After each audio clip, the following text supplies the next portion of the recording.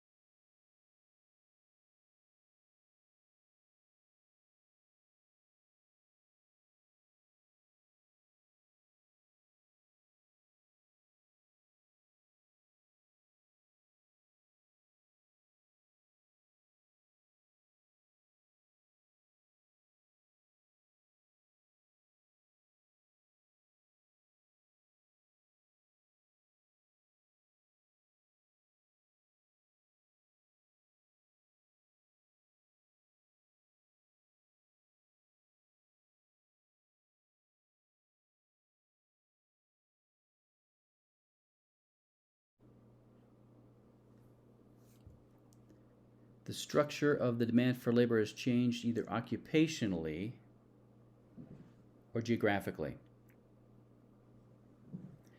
There are enough jobs in the labor market for these workers, but they're just not jobs that they qualify for with their current skills, knowledge, and abilities, and education.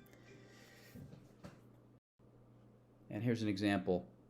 In the 1980s, the steel industry declined, so there were a lot of unemployed steel workers, even though other industries were growing, like software development, biotechnology, but you just can't place a steel worker into one of these jobs.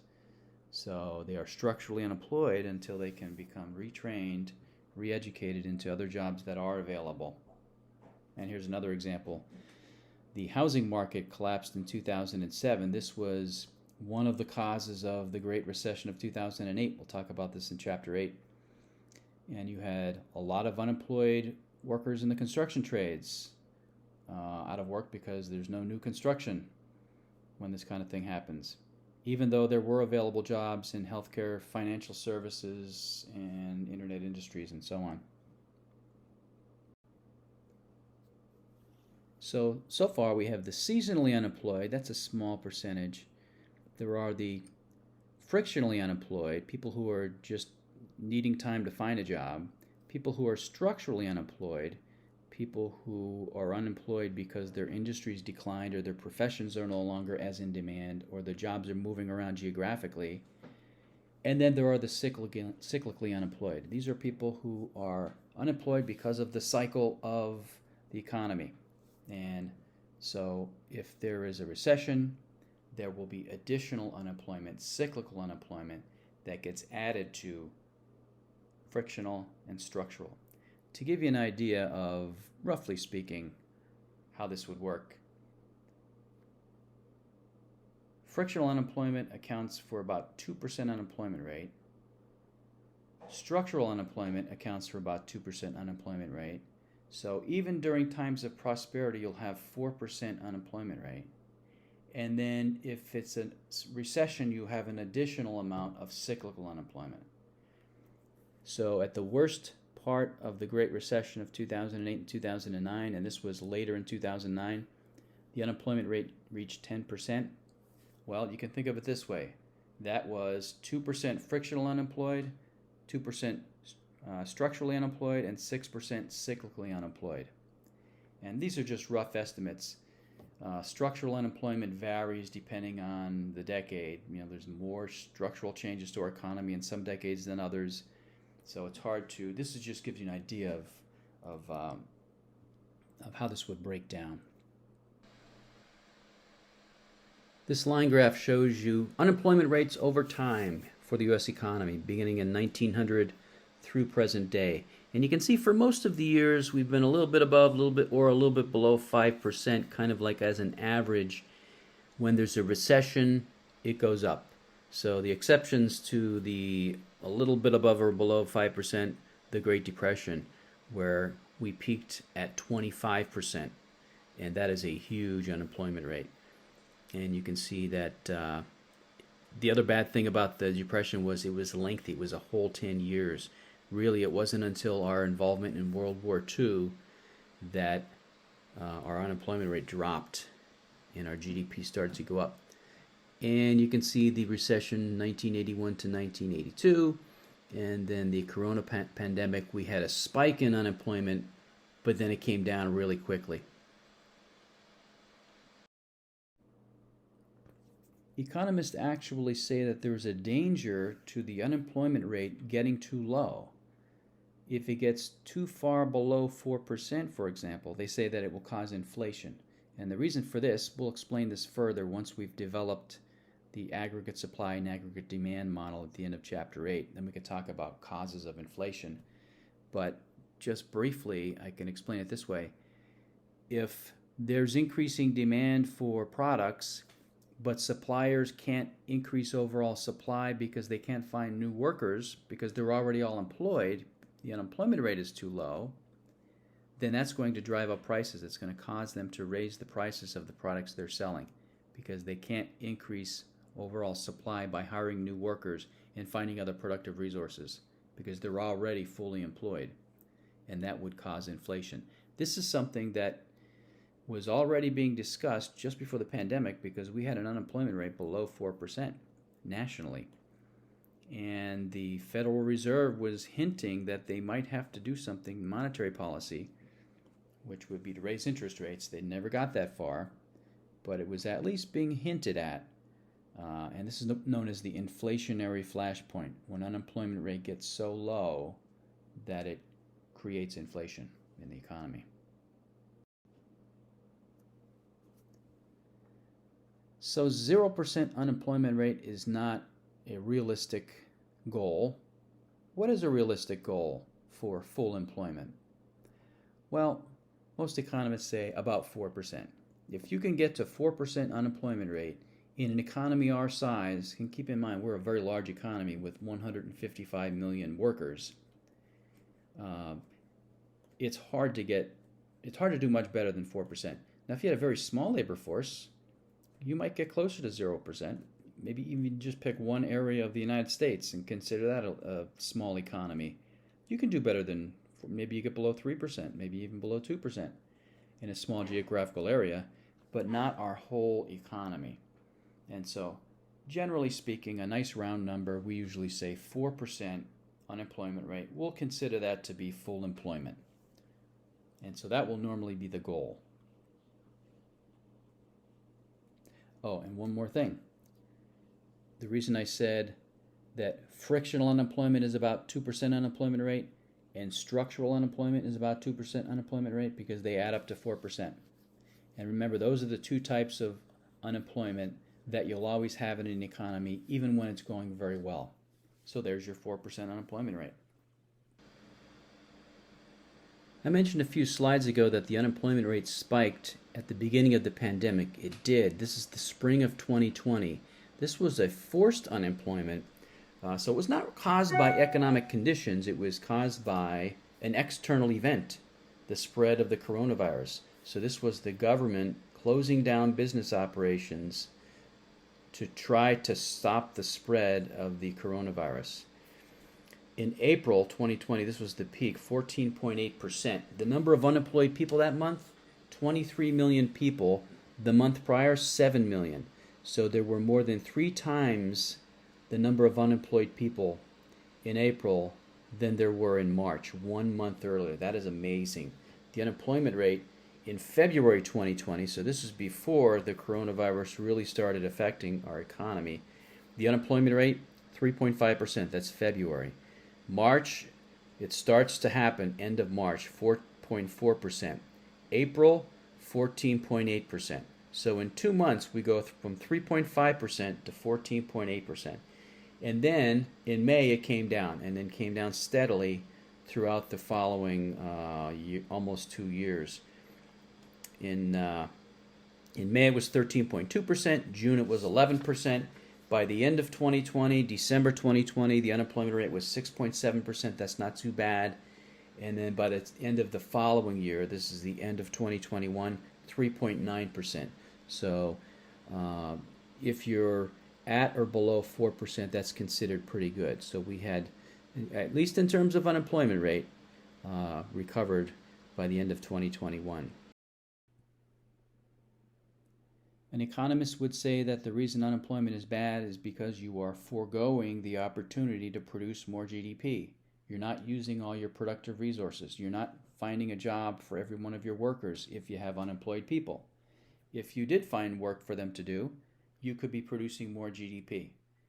Oken came up with a nice, rough, dirty estimate of how much GDP you're giving up for every 1% of unemployment rate. So if 4% unemployment rate is your natural rate of unemployment, we'll call that full employment. If unemployment is actually 5%, in other words, higher than that, then you are giving up 2% of potential GDP.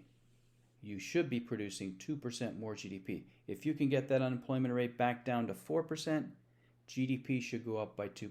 This is what Oken is saying. This is a graph of GDP from 1992 to 2012.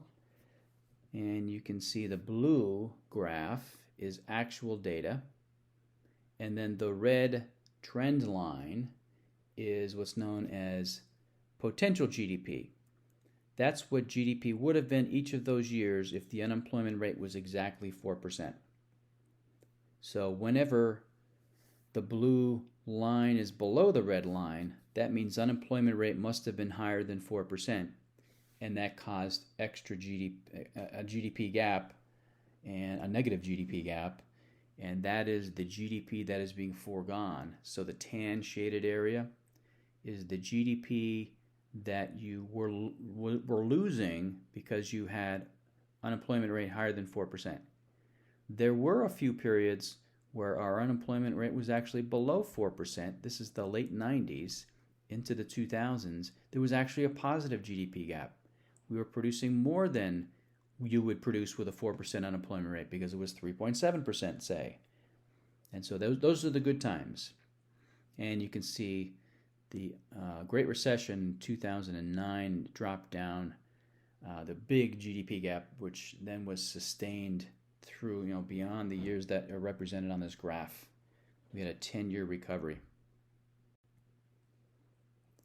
The last thing that's discussed in this chapter, you'll see a segment on outsourcing of jobs. And we've talked about this already a few times. This is when jobs leave our economy. So a U.S. firm might outsource these jobs to another economy using labor in another economy. And usually it has to do with differences in labor costs. And here is an example. Telephone operators and clerks in India pay 1/10 of the U.S. pay. Accountants and paralegals in India pay less than 1/2 of U.S. pay.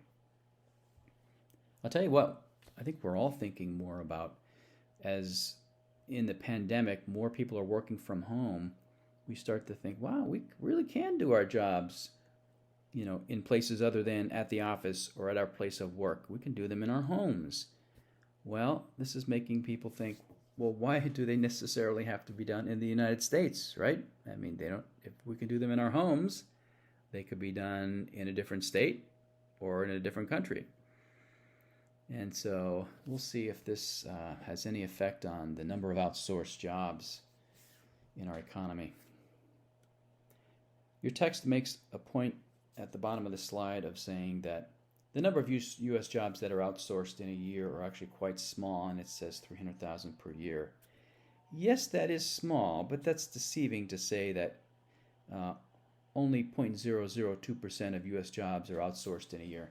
Those jobs are outsourced, they leave our economy, and then they stay out of our economy. So it's cumulative, in other words. These are jobs that leave our economy and then stay there again next year, although they're not counted again next year because they were outsourced the year prior. Those are just jobs being counted in the year that they're outsourced, but then they remain outside of our economy. That's my point. So it's a little deceiving to give this statistic and make it seem that this is not a significant force in our economy. And we have jobs that are insourced into our economy too. So it's a two-way street. That is true. So this is it for Chapter 6. I'll meet you in Chapter 7 when we are talking about inflation. See you then. Bye.